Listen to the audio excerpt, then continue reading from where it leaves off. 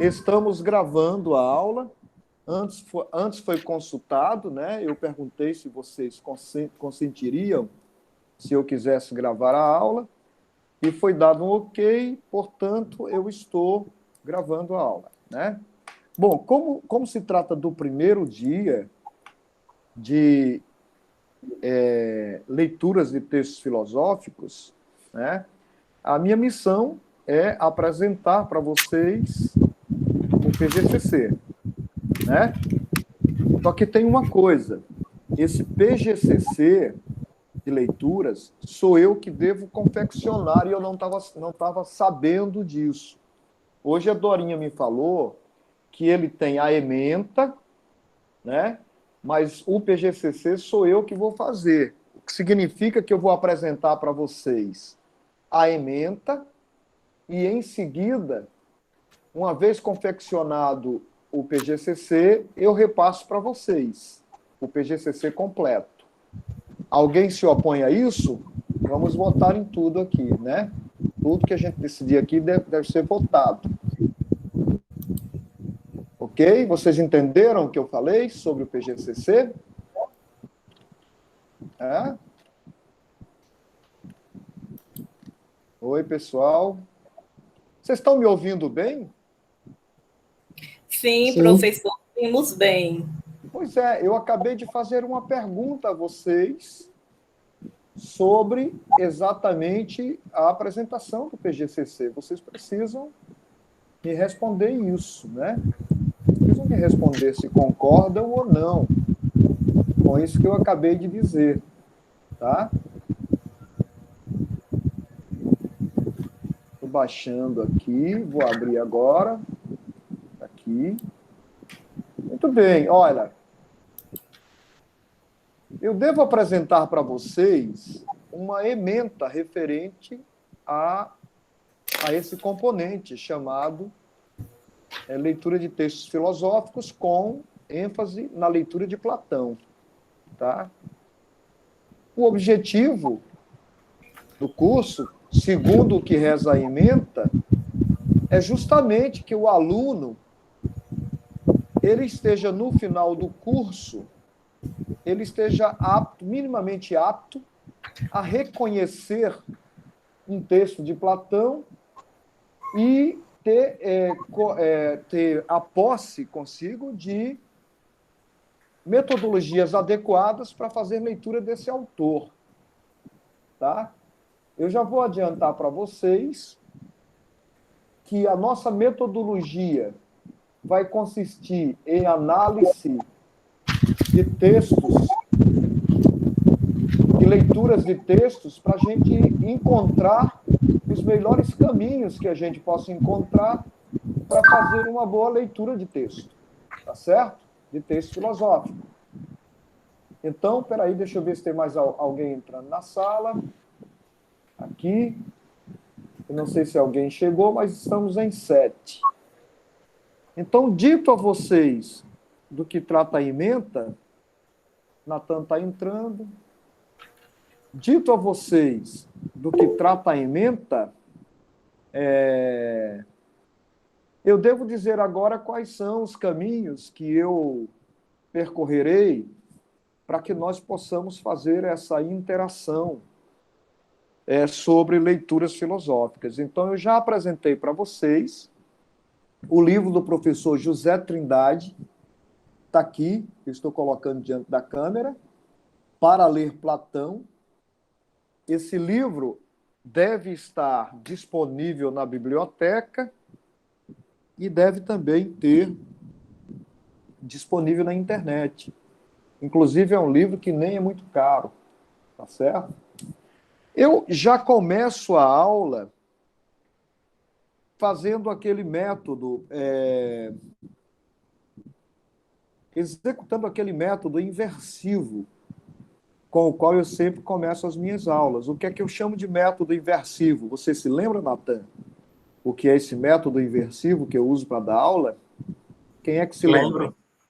Me diga aí, Natan, como é que eu faço para dar uma aula de filosofia para vocês? O método inversivo que você utiliza é não trazer o filósofo a nós, mas levar a nós ao filósofo.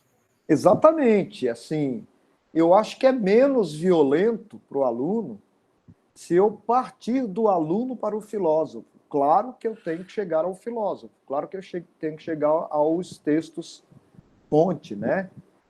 Mas a minha metodologia é inversiva. E eu diria que, às vezes, até uso um subverso.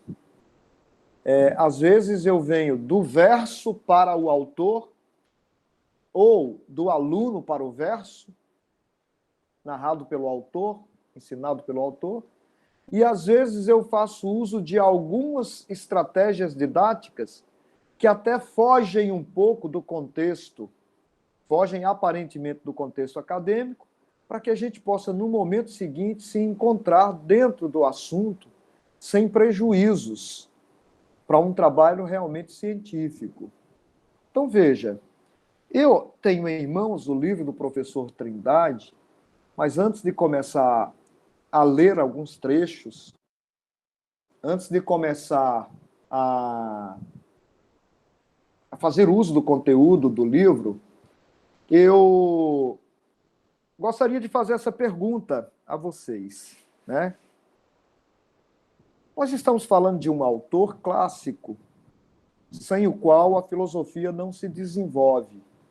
E aí eu poderia estar dizendo a mesma coisa de Aristóteles, né? Eu poderia dizer, sem Aristóteles, a filosofia não teria o mesmo tamanho que ela tem. Então, a leitura de Aristóteles, a leitura de Platão, a leitura dos pré-socráticos, são leituras básicas para que a gente possa desenvolver fundamentalmente uma linha cronológica da filosofia e, portanto, conectar temas na abrangência de toda a filosofia, desde a história do mito até a filosofia contemporânea, com Wittgenstein e outros autores contemporâneos, passando de uma filosofia clássica até uma filosofia mais analítica, né? Mas a primeira pergunta que eu lanço para vocês, e que vai ser já uma pergunta provocativa, é: o que é que você imagina que é ler? O que é ler um livro? É uma pergunta que eu estou fazendo para a gente começar a interagir. O que é ler um livro? O que é ler? Né? Quando é que realmente eu leio? Eu leio quando passo os olhos no parágrafo e repito o que está lá? Ou uma leitura exige de mim algo maior do que reproduzir o que está num parágrafo, por exemplo? Parece-me que eu leio, aí eu vou sugerir uma perspectiva. Parece-me que eu só leio se eu compreendo na abrangência do que eu estou lendo o sentido do que está sendo dito. Se eu não compreendi, se eu não abarquei o conteúdo, eu não estou fazendo uma leitura. Se eu não, digamos, se eu apenas repito o que está no texto, eu posso até estar acumulando informações. Mas parece que para a leitura ser profunda, no sentido de ser leitura, eu preciso também ter adquirido, após essa leitura, a compreensão, o sentido, né, a abrangência. Então, o que é ler um texto de Platão?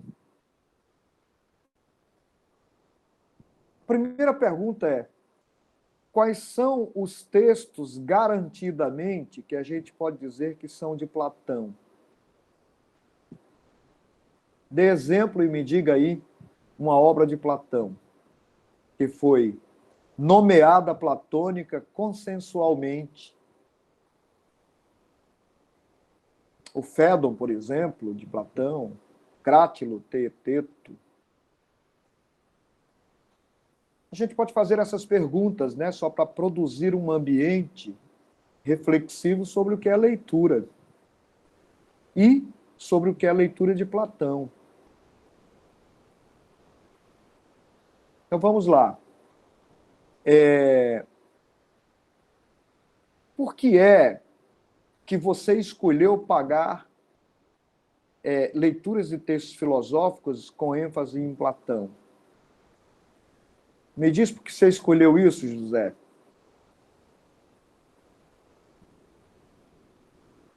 Deixa eu dizer não, eu escolhi porque eu quis. Pronto, já é uma belíssima explicação. Aqui a gente aceita todas as respostas. E você, Vicente? Ligue o seu microfone, Vicente. Aperte aí no ícone do microfone. Sim. O mesmo de José, eu respondo, não sei. Você também não sabe. Você precisava pagar mais um componente optativo ou você quer descobrir o que pode ser feito nesse componente, nessa disciplina? É bom descobrir, né? Sim. Tá bom. Tá bom. Às vezes a gente descobre e encontra um monte de minhoca lá embaixo, então nem sempre é bom descobrir, né? É bom. Difícil. Brincadeiras à Difícil. parte. Exatamente. Você, Natan, o que espera da disciplina?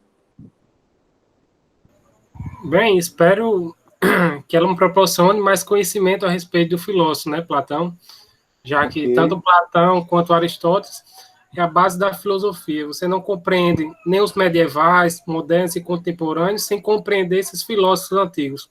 Então, é de grande importância compreender eles. Ok, muito bem. Geisa, me dê aí um feedback de por que é que você está fazendo a disciplina.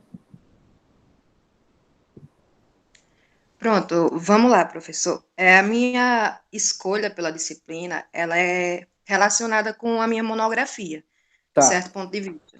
Uhum. Minha monografia, ela é baseada em Descartes, mas no meu projeto eu me propus a fazer essa retomada aos filósofos da tradição, em específico Platão e o Aristóteles. Uhum. Tanto que, nas minhas referências bibliográficas, eu achei essa obra do Trindade maravilhosa. Resolvi utilizar, né, o segundo livro para trabalhar, mas infelizmente com o tempo seria impossível. Mas é Sim. como o Nathan disse, para que a gente consiga compreender outros filósofos, não importa o período que seja, a gente também tem que compreender a filosofia básica, que no caso seria a filosofia platônica e a aristotélica. E, de certo ponto de vista, ao meu ver, sobre a minha questão da formação na faculdade, eu tive um grande déficit desde o início do primeiro período até meados do sexto período. Comecei a compreender o que Platão fala agora. E se eu estou achando que eu estou compreendendo, eu acho que eu já não estou compreendendo mais nada. Na filosofia tudo é incerto, né? Então, eu opto por essa disciplina para que eu me sinta mais segura na antiguidade, para que também me dê mais base para eu compreender a filosofia cartesiana. Ótimo. Beleza, Geisa. Corrinha, me diga alguma coisa, por gentileza, que é para a gente tomar pé de como vai trabalhar, né? Sim, professor, falo sim. Deixa minha câmera ligar. Tá bom, tá joia. Pronto, agora sim, ok. Eu optei por esse componente curricular, né, para que possa me aproximar dos textos filosóficos de Platão, porque tenho interesse em entender esse conhecimento e esse pensamento que é a base para os demais conhecimentos. Beleza. Ótimo. Antônio Carlos, só um feedback que é para a gente começar provocando todo mundo aqui para a gente começar a trabalhar, né? Obrigado, viu, Corrinha, pela participação. Eu que agradeço. Antônio Carlos. Sim, professor Racida. É aprimoramento, né, dos textos platônicos.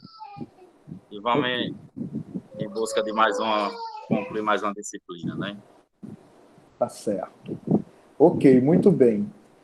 Danilo, Só para não descartar você e ficar pensando que a sua opinião não vale nada, né? Vamos consultar todo mundo, já que tem pouca gente na sala. Me diz aí, o que é que você espera da disciplina? Eu, assim, por também, assim, um fator também de faltar algumas matérias para eu pagar, né? Porque eu reaproveitei algumas e na quarta-feira eu ia ficar sem matéria. E essa também vai me ajudar também a entender, ou até mesmo querer estudar Platão, né? Mais para frente, porque eu já tenho um filósofo que eu quero estudar, né? Que é Spinoza. Quero estudar Spinoza, mas vai que Platão me cative, né? A querer estudar ele. Então, essa matéria vai poder colocar esse imbróglio nas minhas ideias, né? Ok, bacana. Então, deixa eu começar fazendo aqui uma leitura do livro do professor José Trindade, né? No prefácio da obra do professor José Trindade Santos, Para Ler Platão, da Edições Loyola, no livro 1, né, ele diz uma coisa bem interessante. Olha, no prefácio, ele fala o seguinte: Para Ler Platão foi concebido para auxiliar aqueles que desejam ler e compreender os diálogos platônicos, em particular, no que concerne à argumentação desenvolvida no domínio da ontoepistemologia. Depois a gente vai entender o que é ontoepistemologia para o professor Trindade. A obra abordada, a interpretação dos diálogos pela conjugação de enfoques diferentes, agregando 4 perspectivas complementares. A primeira procura captar os pressupostos e as finalidades visadas por cada diálogo. Que pode ter Platão querido dizer com cada obra escrita? É uma pergunta que o professor Trindade lança logo no início do prefácio, no 2º parágrafo. Ele lança essa pergunta: que pode ter Platão querido dizer com cada obra escrita? O que é que Platão queria dizer? Né? Para que a compôs? Por que é que Platão compôs cada obra? O que é que Platão queria? Para quê? A quem e a que se destinava? Para quem é que Platão estava compondo as suas obras? Né? O texto de cada diálogo constitui uma unidade literária materialmente definida por seus limites textuais. Vou repetir. O texto de cada diálogo constitui uma unidade literária materialmente definida por seus limites textuais. Eu vou pedir a vocês para, enquanto eu estiver falando, desliguem os microfones. Eu acho que o Danilo, você está com o microfone ligado, isso. Então, vamos lá.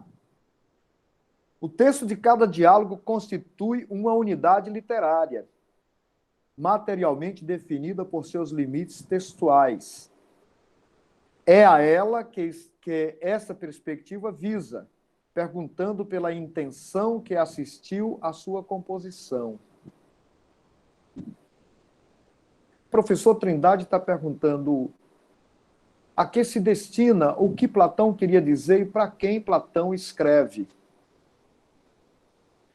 A segunda perspectiva debruça-se sobre o tema específico de cada diálogo, no contexto das circunstâncias referidas pela narrativa em que se inserem as personagens que nele participam. Presta atenção à diversidade de questões abordadas e à articulação de cada uma delas na unidade do texto.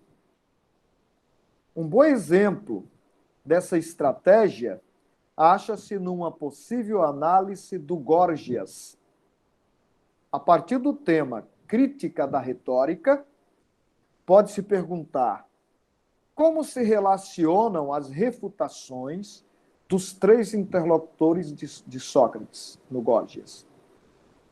Como se articula a crítica da concepção de ensino de Górgias com a avaliação da retórica?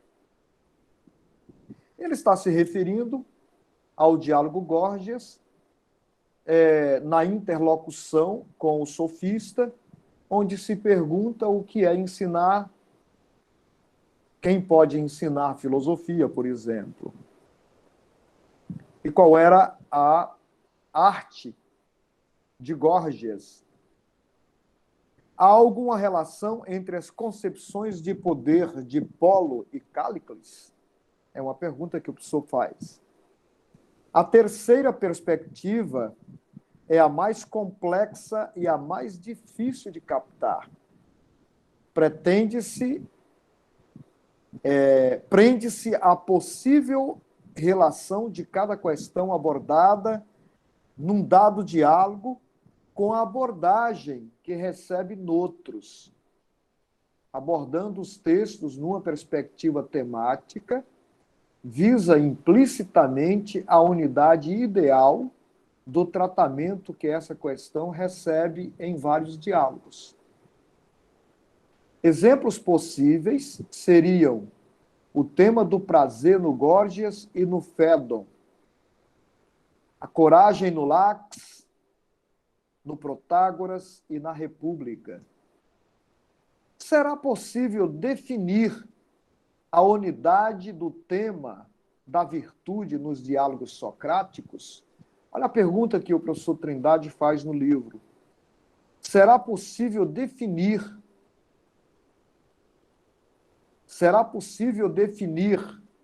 a unidade do tema da virtude nos diálogos socráticos?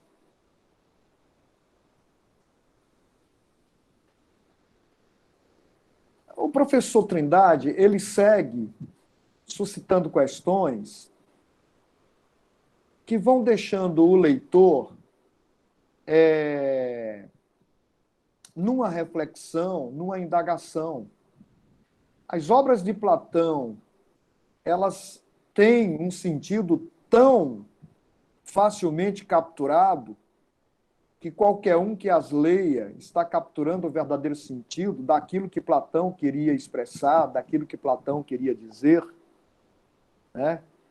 Aí ele parte para uma nova perspectiva da análise das obras de Platão. A quarta perspectiva atende à definição da possível unidade do corpus platônico. Podemos dizer... Aí ele surge aqui uma nova pergunta. Podemos dizer que há um pensamento ou uma doutrina platônicos? Veja que pergunta interessante. Veja que pergunta importante. Podemos dizer que há um pensamento ou uma doutrina platônicos? É sabido que a tradição responde afirmativamente a essa pergunta, atribuindo a Platão um conjunto de doutrinas objetivamente ensinados. Olha o que o professor Trindade está dizendo, que a tradição platônica responde afirmativamente que há um conjunto de doutrinas objetivamente ensinadas. Pelo menos foi isso que eu entendi. Aí ele segue dizendo, mas é possível perguntar se esta unidade ideal resiste ao confronto com a dispersão por cerca de 2 dezenas e meio de diálogos, dos quais o filósofo Platão se acha ausente? É mais uma pergunta. Mas é possível perguntar se esta unidade ideal resiste ao confronto com a dispersão por cerca de 2 dezenas e meia de diálogos, dos quais o filósofo Platão se acha ausente? Ele está dizendo que nos diálogos Platão não se encontra ausente. Platão é escritor, mas as personagens são Sócrates, Górgias e outros, né? Platão não está dizendo ele próprio, a minha filosofia se destina a tal objetivo. Defendemos que essas duas opções do autor dos diálogos têm sérias consequências filosóficas. Propomos-nos examiná-las com o intuito de avaliar a identidade do filósofo no conjunto de diálogos de que é autor. Mas a empresa é arriscada, por levar o historiador da filosofia a arriscar conjecturas que os textos não suportam.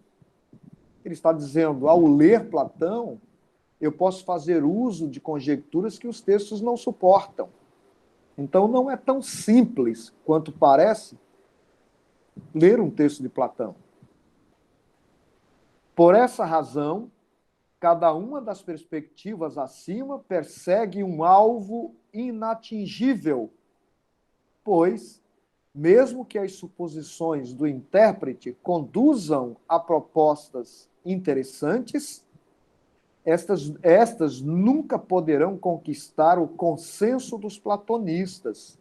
Ele está dizendo, não há consenso entre os platonistas sobre uma doutrina em unidade de Platão, sobre o sentido absoluto daquilo que se chama de doutrina platônica. Ao leitor crítico caberá a avaliação da aceitabilidade das propostas avançadas.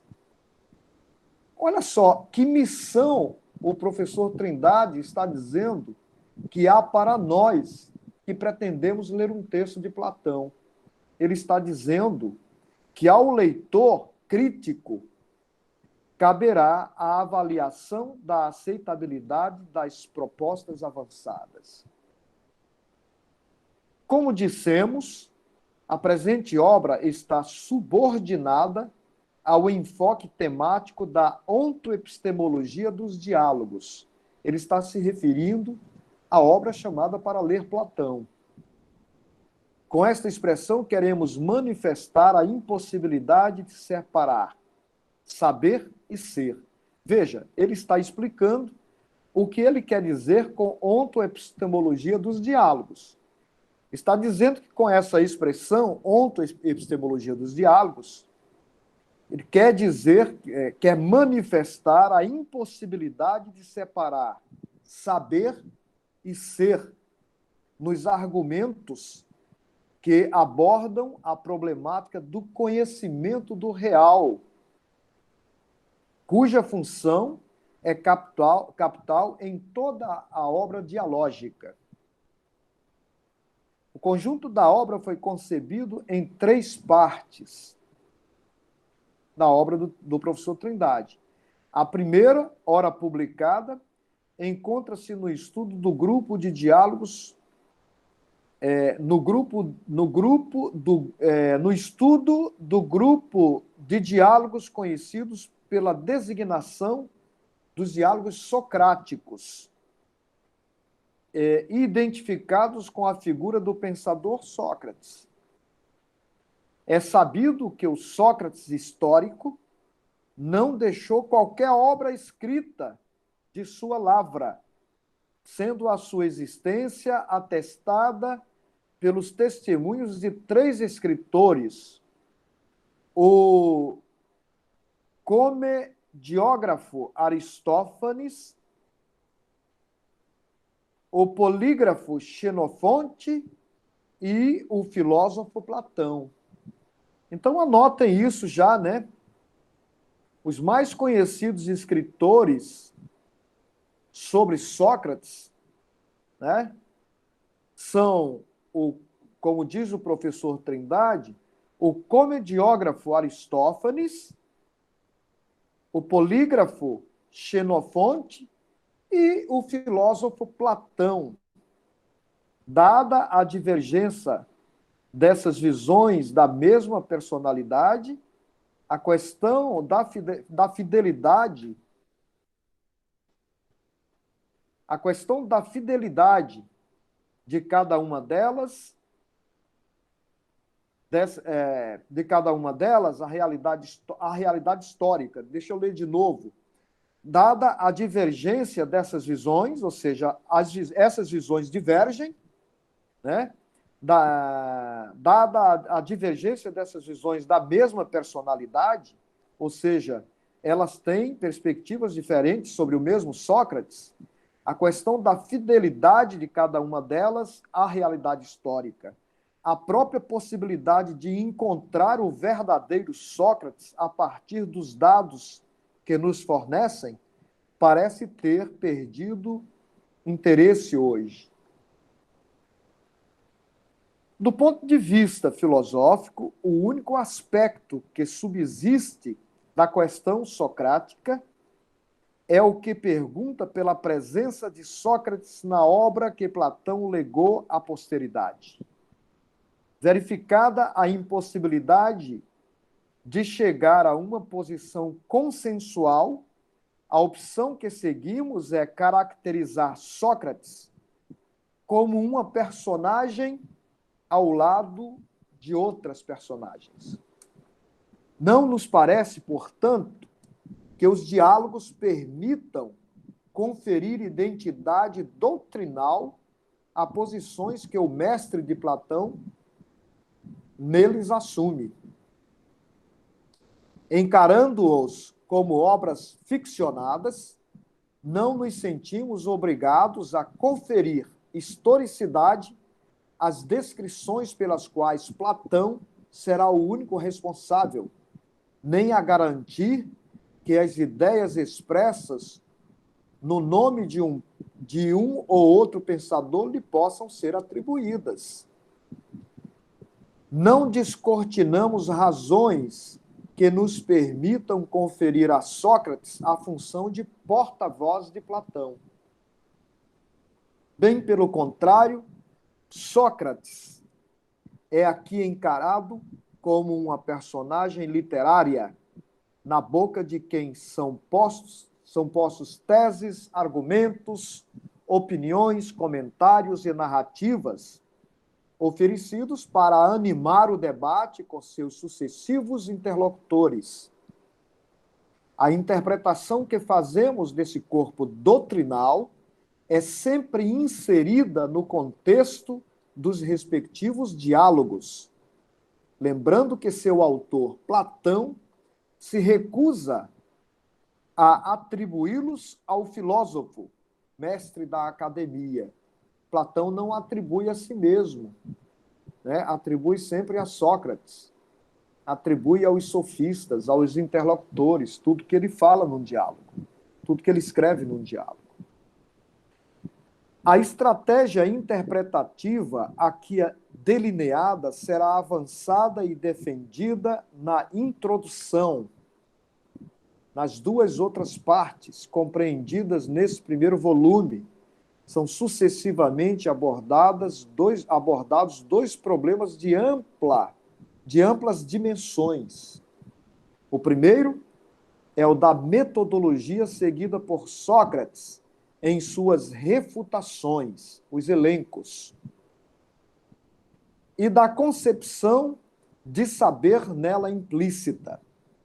Embora encaremos Sócrates como a personagem dos diálogos sobre quem recai a tarefa de conduzir as investigações, cremos ser possível atribuir a metodologia de pergunta e resposta a que submete seus interlocutores consistência bastante para avaliarmos como uma concepção de saber definida, subjacente aos diálogos, embora nunca diretamente debatida.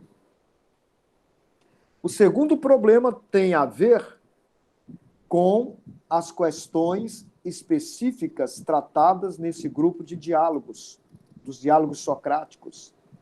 A natureza da virtude, sua unidade e sua diversidade, o modo de sua aquisição e a possibilidade de ensiná-la. A par dessas abordagens, os relevantes problemas específicos postos por cada uma das virtudes.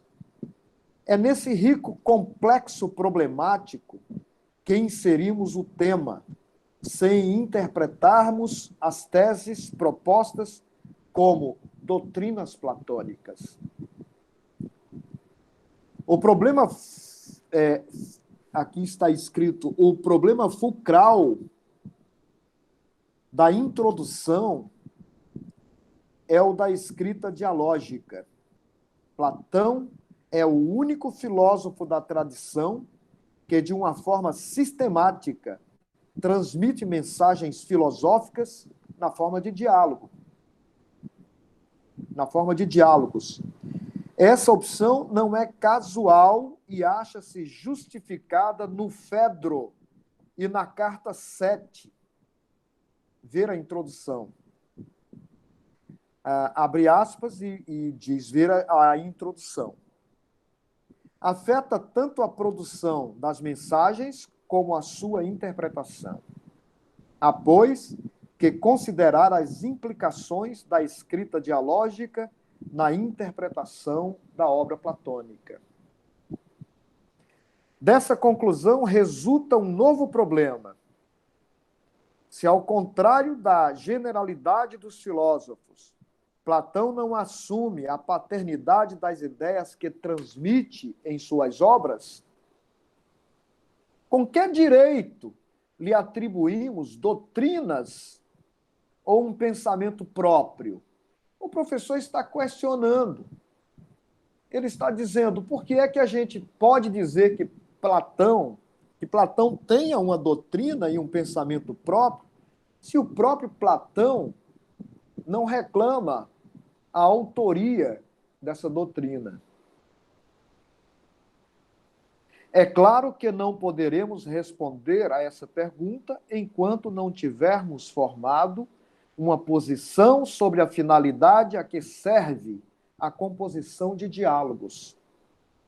Todavia, como Platão nunca se confrontou com essas perguntas, nem poderia, pelo fato de ter escrito diálogos, o intérprete tem que propor conjunturas infundadas para interpretar os diálogos, na certeza de que sua interpretação nunca será consensualmente aceita.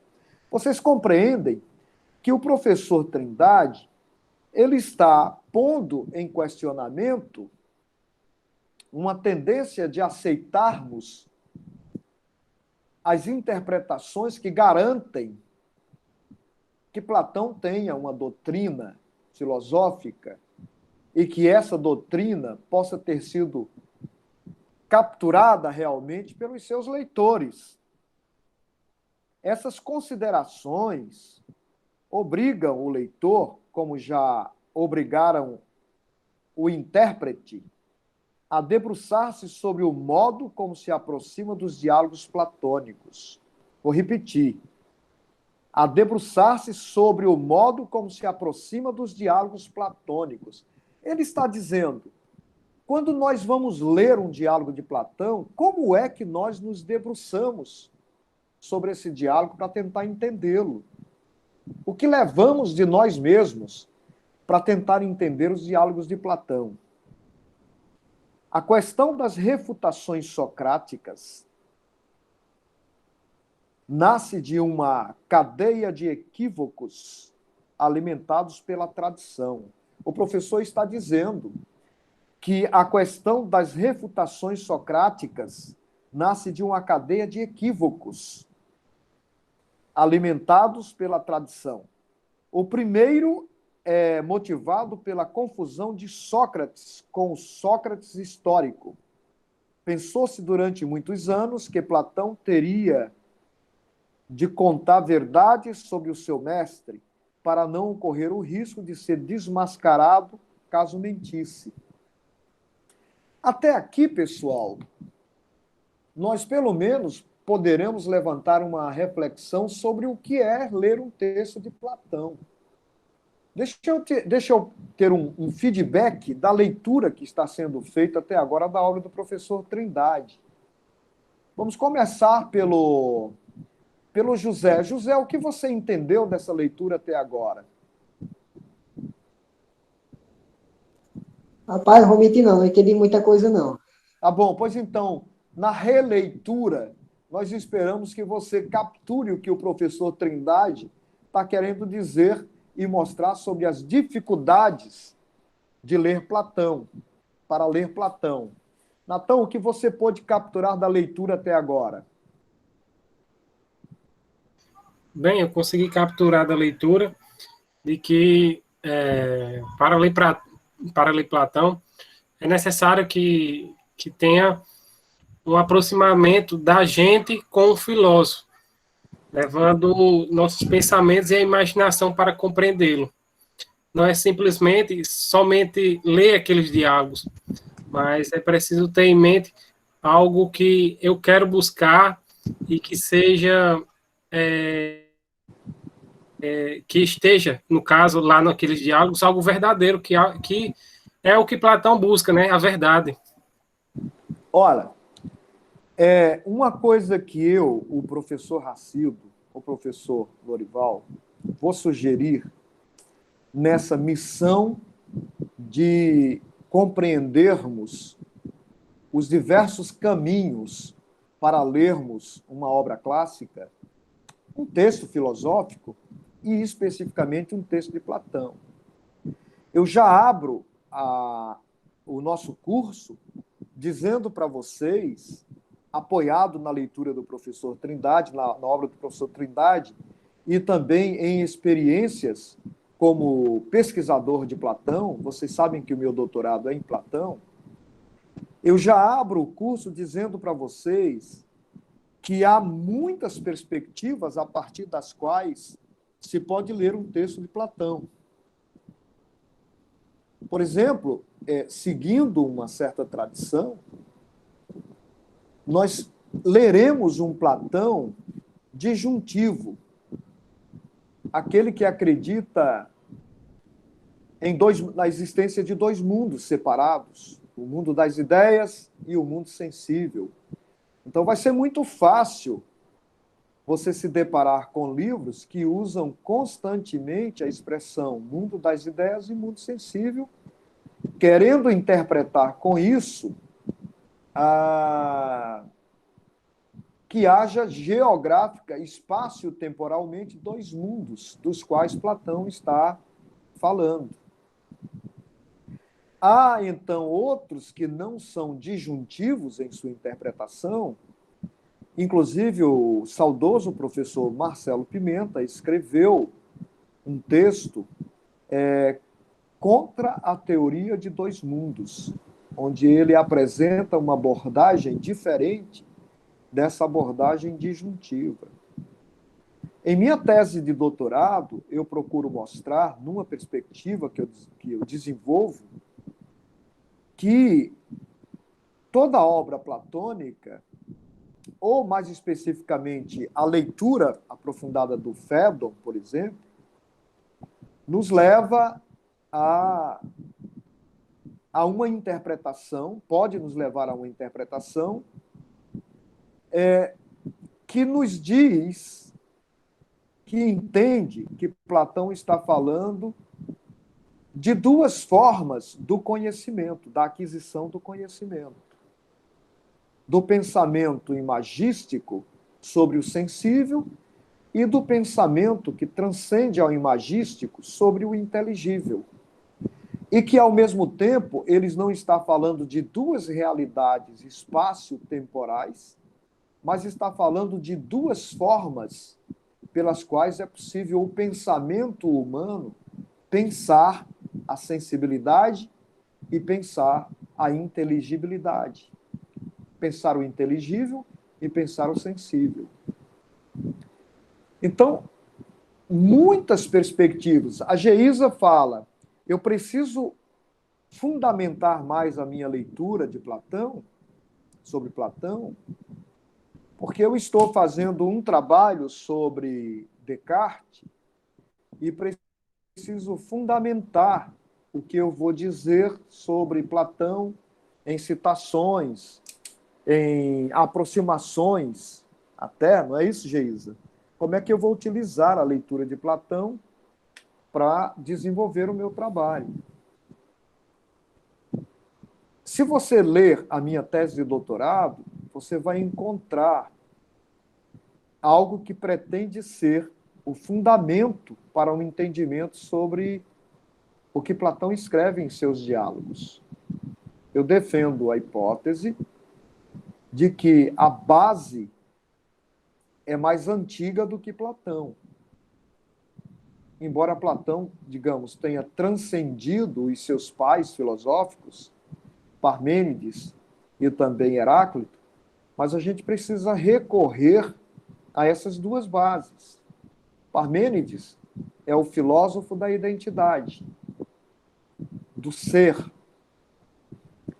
E Heráclito é o filósofo da diferença, do devir. E toda a filosofia de Platão para o restante vai se desenvolver tendo em vista essas duas perspectivas, esses dois conceitos de ser e devir. Eu, particularmente, acho quase impossível a um estudante de filosofia o desenvolvimento da compreensão filosófica sem antes dominar as noções de ser e devir.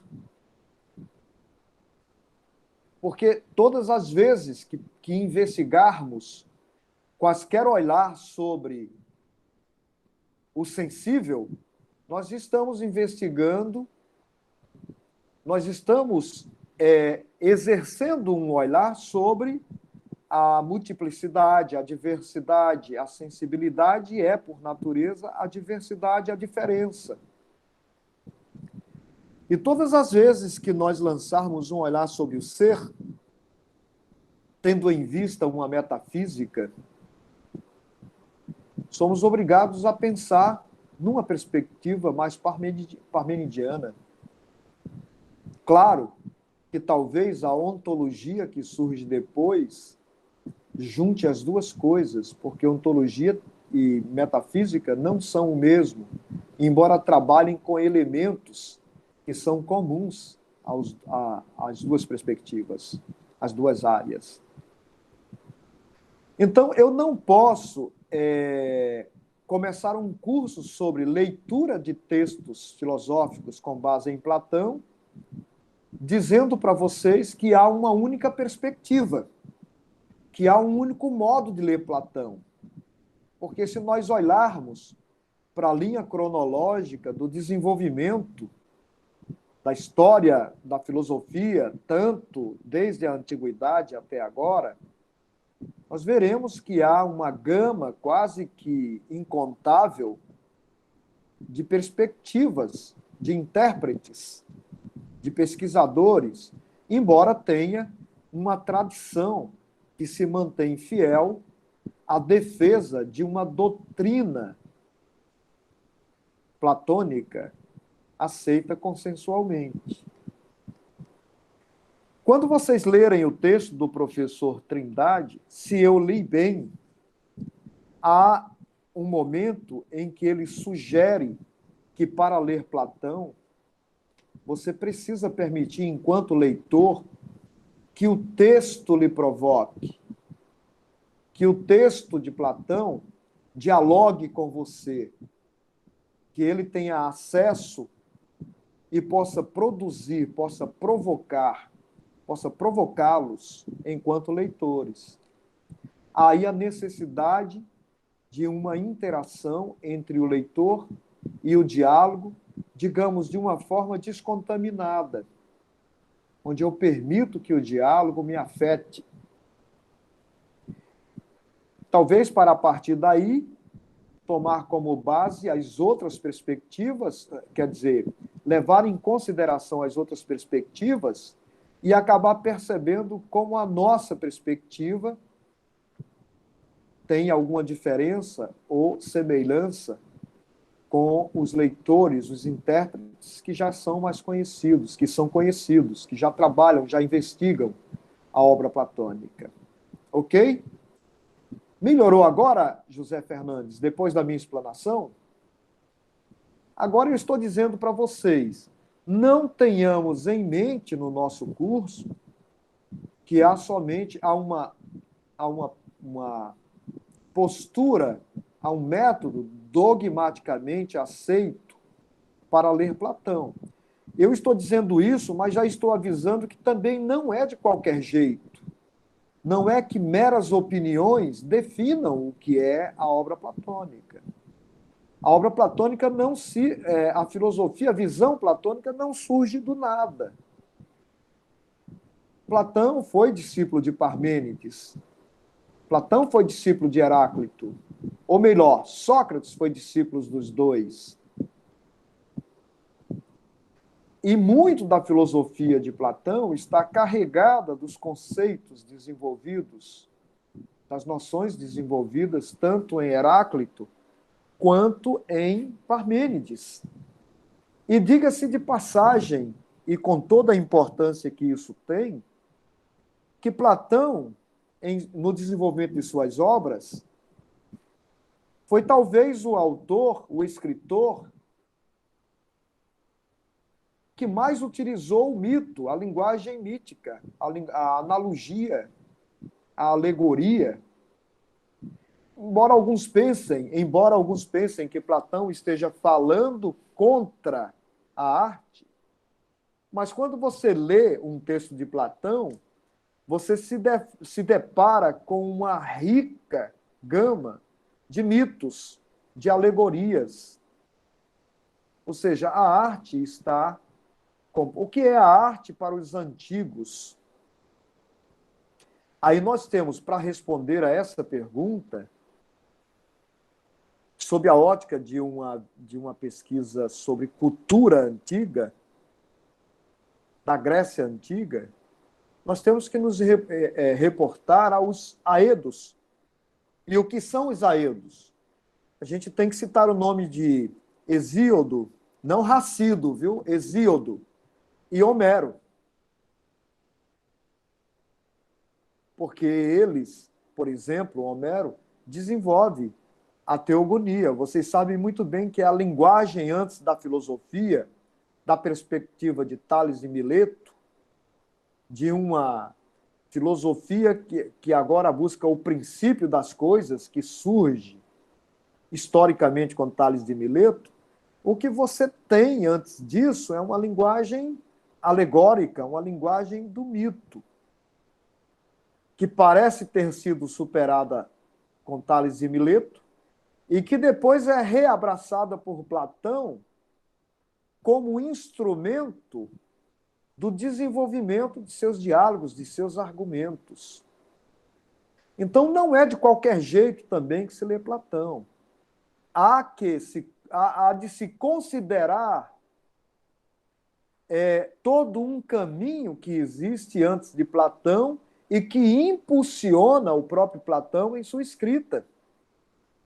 O mito, a busca dos pré-socráticos, dos fisikoi, tudo isso precisa ser considerado, porque ao lermos os diálogos de Platão, encontramos todos esses elementos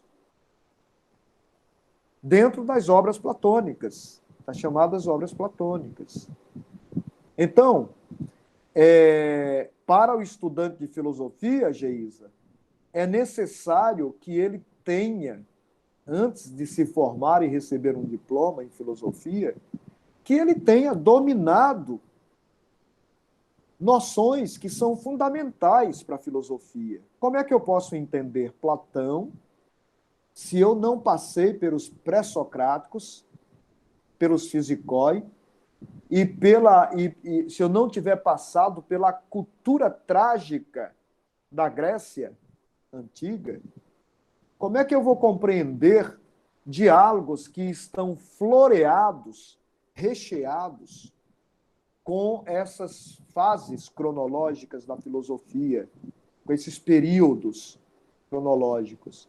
Platão floreia as suas obras com a linguagem mítica e depois levanta críticas ao modo de falar as coisas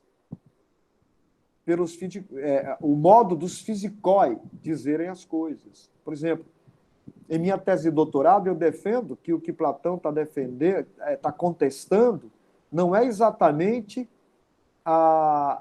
os naturalistas, os físicos. Ele está contestando um discurso que surge posterior à investigação dos naturalistas. Por exemplo, atribuir o nome de causa verdadeira a coisas que são sensíveis.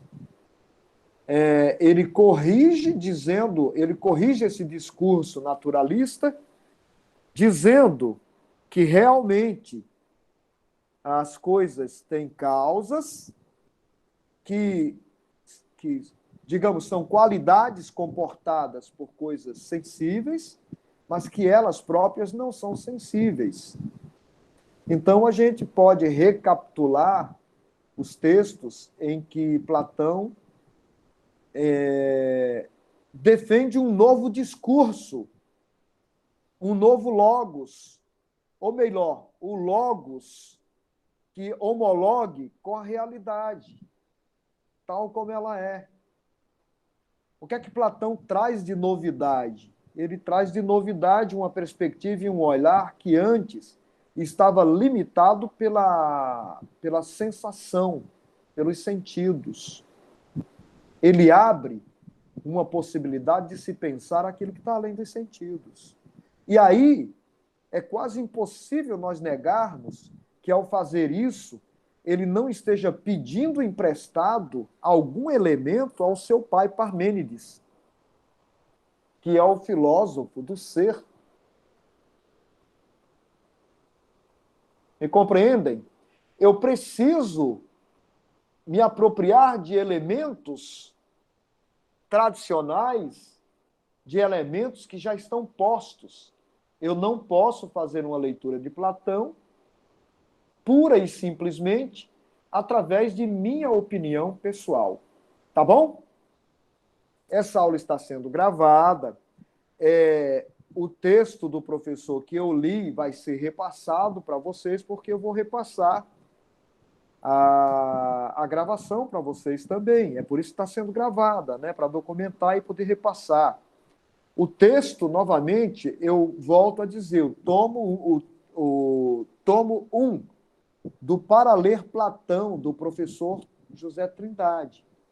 Procurem encontrar na internet esse livro, e eu também farei a compartimentação de alguns capítulos da introdução e até do prefácio para repassar para vocês para trabalhos que nós venhamos a fazer e para o aprofundamento com o auxílio da leitura do professor Trindade, que é um grande pesquisador de Platão e não pode ser descartado, porque essa obra Para Ler Platão pode servir de base muito preciosa, muito bem fundamentada, para a gente compreender como se pode fazer uma leitura de Platão. Ok? Agora, eu abro um espaço para voltar um pouco para o PGCC, dizendo a vocês que eu pretendo usar uma metodologia de leituras aproximativas, né? De leituras interpretativas, porque é a isso que se destina o nosso curso. As nossas atividades de avaliação serão negociadas. Eu pretendo intercalar com vocês entre provas e avaliações. Aí a gente vai conversando durante o curso, como vocês preferem fazer. Vocês concordam com isso ou já querem deixar determinado logo no primeiro dia? Quem quer trabalho escrito, por gentileza, coloque no chat. E quem quer prova, coloca no chat, por gentileza, agora para a gente documentar isso, a votação de vocês.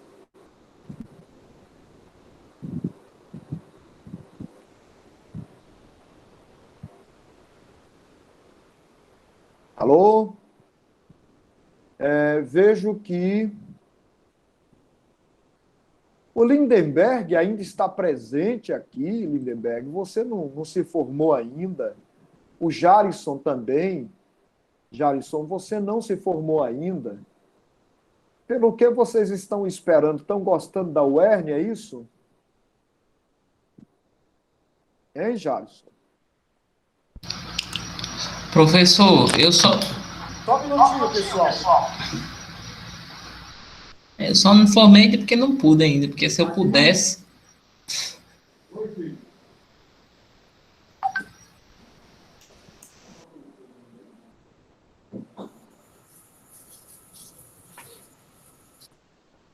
Jarisson, acho que ele está pensando que você está atrasado no curso. Eu levantei rápido, porque achei que alguma coisa tivesse queimando aqui, mas não tem, não. Muito bem, Jarisson, me fala alguma coisa. Professor, só não formei ainda porque não deu tempo, professor. Eu não sou desnivelado, não. Eu sou. Ah, tá certo. Não, eu também não disse que você era, não. Você não percebeu, não capturou o tom de brincadeira da minha fala, não, né? Não, tem problema não, mas eu quero muito me formar. Quanto antes. Não, eu acho que você vai se formar já no próximo semestre, não é isso, não? Se tudo der certo. Ótimo. Vou me dedicar para isso. Não, sinceramente, eu me movi aqui porque achei que alguma coisa estivesse incendiando, por causa de um cheiro que eu senti de queimado, mas até agora nada mostrou a chuva e tal. Então, é isso, Jarisson. Me diz o que você capturou até agora dessa aula.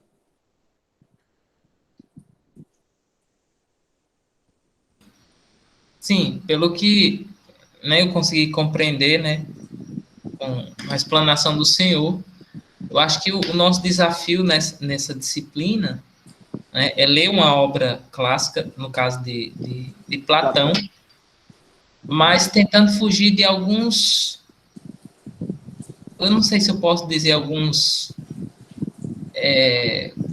preconceitos, né, ou algum ponto de vista já estabelecido. Acho que o senhor quer que a gente se liberte um pouco, né, de alguns olhares já prontos, né, quer que a gente leia, ou pelo menos tente ler, né, esse texto de Platão de uma forma mais realmente filosófica, né.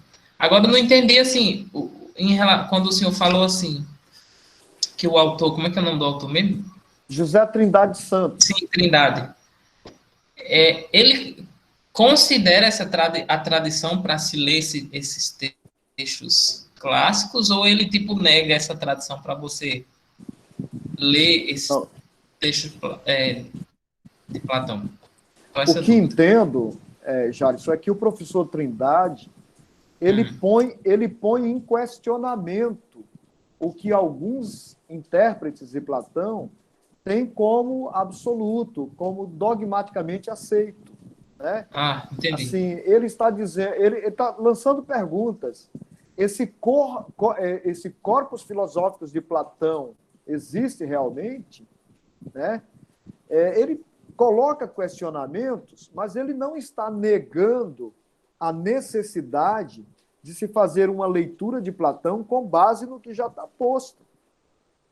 Eu acabei de falar para vocês, tentando esmiuçar um pouco e misturando a minha interpretação nisso tudo, acabei de falar para vocês que, enquanto estudante de filosofia que pretende um dia ser professor de filosofia, você não pode saltar por cima, ou seja, abandonar conceitos e noções que são fundamentais para a compreensão filosófica. Até mesmo quando você está apenas ensinando história da filosofia, você necessita falar de Parmênides, você necessita falar de Heráclito, você necessita falar de Tales de Mileto, dos pré-socráticos, né, dos fisicói, porque eles são base para o que vem posteriormente. Nem Platão escapa, né, de falar sobre eles. Né? Platão apresenta uma nova perspectiva filosófica, mas ele também tem que recorrer constantemente ao mito, às noções de Parmênides. Existe o famoso parricídio sobre a questão do não ser, né? Mas isso nasce com quem? Com Parmênides. Então, não dá. A gente pode negar a tradição? Não, eu acho que está implícito na minha fala agora que é impossível negar a tradição. É impossível desconsiderá-la, né? Não é o caso de aceitar uma doutrina consensualmente aceita, mas você também não pode desconsiderar a tradição, porque não se faz filosofia sem tradição, né? Até para contestar o que já está posto, eu tenho que considerar o que foi dito pela tradição. Te responde? Acho que eu respondi para você.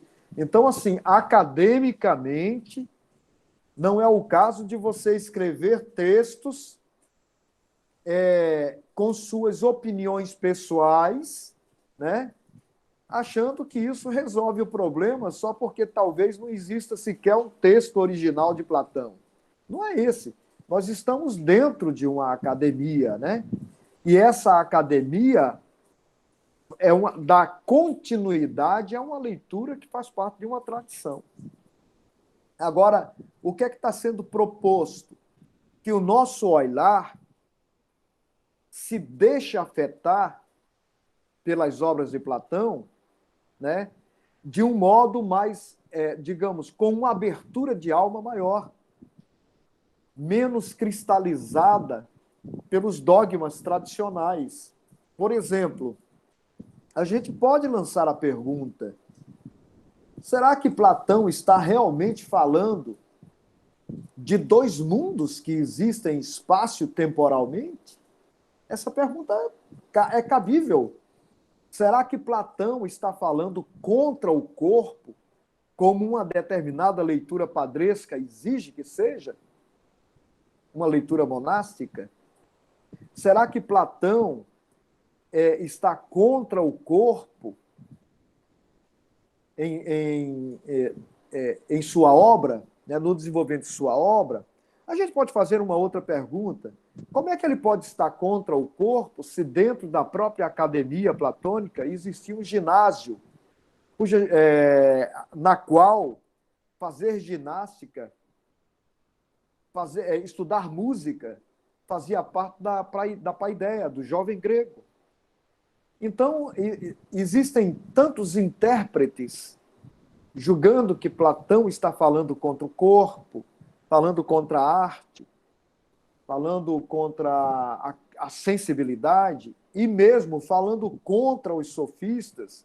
A gente precisa reinvestigar se essas leituras tão cristalizadas elas têm um fundamento infalível. Eu acredito que não. Por quê? Porque nós estamos levantando essas perguntas agora. E se você me disser assim, você tem alguma base, enquanto investigador de Platão, para querer que não seja assim, como um pretenso dogma, ou seja, uma opinião forte da interpretação de Platão? Sim, porque, por exemplo, em minha tese de doutorado,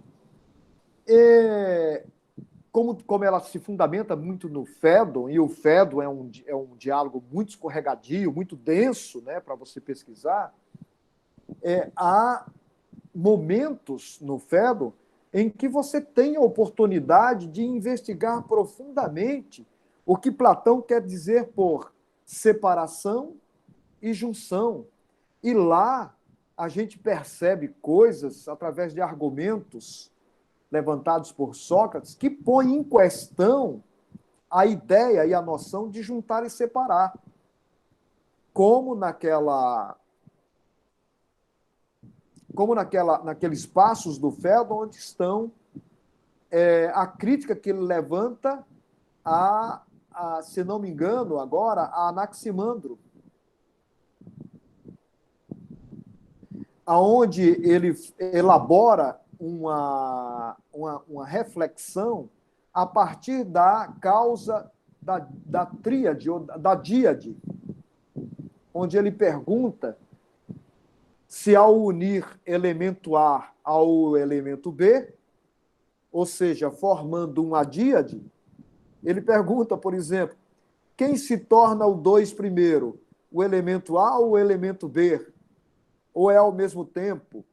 Questões desse tipo parecem fúteis, parecem sem nenhuma importância e parecem até cansativas, mas elas nos levam, na exaustão de uma investigação, elas nos levam a ver que não é um problema tão simples e que as implicações de coisas aparentemente tão bobas, né, tão cansativas e bobas, nos levam a implicações profundamente relevantes. Porque justamente a partir de uma reflexão desse tipo, você pode questionar a veracidade ou a autenticidade de uma interpretação que julga que Platão esteja falando sobre a disjunção de duas realidades, a sensível e a inteligível. E por aí vai. Então, quero dizer, é muito mais profundo e muito mais denso e muito mais vasto fazer uma leitura de Platão do que você ler um livro ou ler intérpretes que tentam lhe entregar uma doutrina já pronta, fixada. Então, eu julgo que o professor Trindade ele está abrindo a alma do leitor para que o leitor, ao mesmo tempo em que considere a tradição, mantenha a alma aberta para interagir com os diálogos de Platão de uma forma menos dogmática. Ok? Tá bom, pessoal? Eu não quero cansá-los desde a primeira aula. Eu vou elaborar uma distribuição de aulas síncronas e assíncronas que sejam menos cansativas do que o que a gente fez no semestre passado, porque a gente está aqui para aprender, né? Estamos aprendendo como distribuir as aulas. Então, eu vou procurar distribuir essas aulas. Nossos encontros vão ser, na realidade, quinzenais, né? Porque o Costa já deve ter conversado com vocês, não sei, mas nós vamos intercalar, vamos fazer assim. Uma quarta vocês me encontram e outra quarta vocês encontram o Costa. Aí a gente dá um espaço de 14 dias para vocês fazerem leitura, para vocês fazerem atividades, para a gente voltar já tendo em vista os exercícios caseiros das aulas assíncronas que vocês fizeram. Concordam com isso? Eu acho que quando o Costa chegar aí, ele vai reforçar, né? Ele vai reforçar essa mesma proposta que eu estou fazendo. Então, olha, são 8h20 na capital da Xelita, ou melhor, na capital espacial do Brasil, né, Natal. A capital da Xelita é Currais Novos, né? Vocês sabem disso. E a tua terra é capital do quê, Natan? Não é capital, não. Aqui é o Cerrado mesmo. É um cerrado Seridó. Daquele bom, Seridó. Eu também sou seridóense, para quem não sabe, né? Não adianta fugir de mim, não, que as minhas raízes também são as de vocês. Somos próximos até nisso, né? Então, a poesia e a rapadura correm frouxa em nossas veias, né? Não tem jeito, a gente não escapa disso, né, não, Vicente? Não pode escapar disso. Exatamente. Olha, é um prazer imenso revê-los. Para um bom investigador e para quem percebe bem as coisas, vocês devem ter notado que eu entrei esse semestre voltado de uma licença-prêmio que já estava me fazendo acreditar que eu não estava mais nem trabalhando, de tanto tempo que durou, né?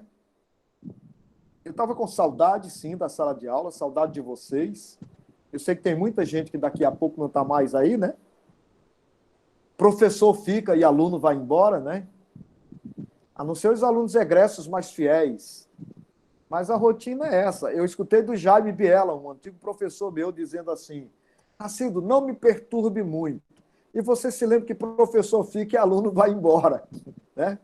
Então, numa certa medida, isso é verdade. Mas enquanto vocês não vão, eu tenho um renovado prazer.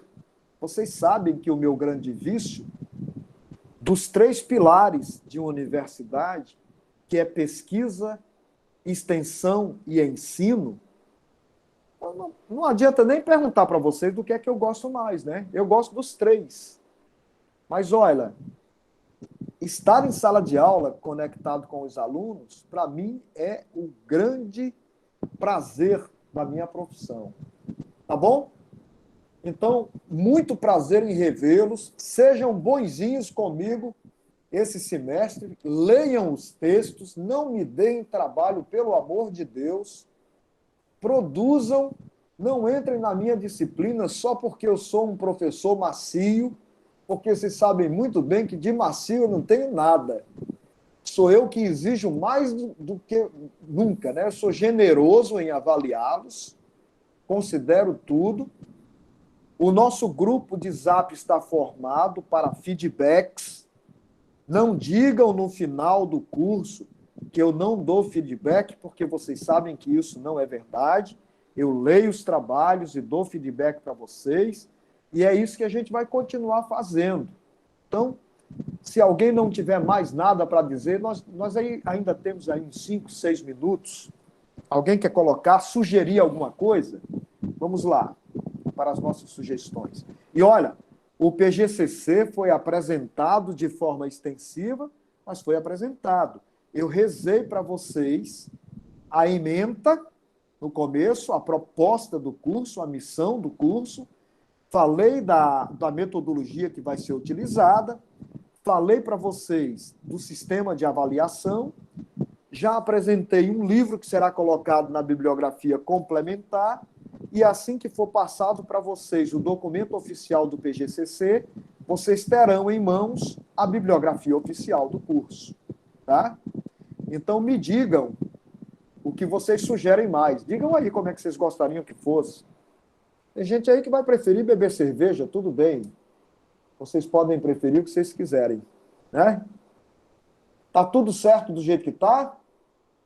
Tá bom? Então, uma boníssima noite para vocês. Sejam felizes e estudiosos, porque ninguém pode ensinar depois sem antes. Eu quase pulei por cima. Vocês notaram agora que eu entrei esse semestre com o livrinho lendo para vocês, né? Lendo o livro para vocês, acompanhando o texto. Mudou a metodologia, a metodologia, né, professor? Não, acrescentei, né, Vicente, um pouco, principalmente num componente como esse. Agora, eu fiquei surpreso, porque embora eu tenha lido para vocês o texto, quando eu perguntei ao José se ele tinha compreendido o que ele tinha compreendido, ele disse, olha, para falar a verdade, eu não compreendi nada. Então, me parece que o meu esforço, né, foi bom, mas não foi decisivo. Parece-me que quando eu novamente soltei o verbo e comecei a dissuadir, melhor dizendo, a desenvolver uma interpretação minha, as fichas começaram a cair, né? Então, a gente tem que juntar as duas coisas, 2 pesos e 2 medidas. Eu sou inversivo, eu não quero transformá-los em papagaios. Filosofia, para mim, põe o estudante para pensar, para desenvolver um pensamento crítico. Né? Não é porque a gente está num curso de licenciatura que nós entendamos que seja mais pedagógico o curso do que exercício de filosofia. Tenha paciência. Nós seremos professores de filosofia. Nós ensinaremos filosofia.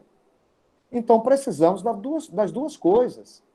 Das bases pedagógicas e de nossa capacidade de suscitar reflexões, de provocar reflexões, que é o verdadeiro exercício da filosofia.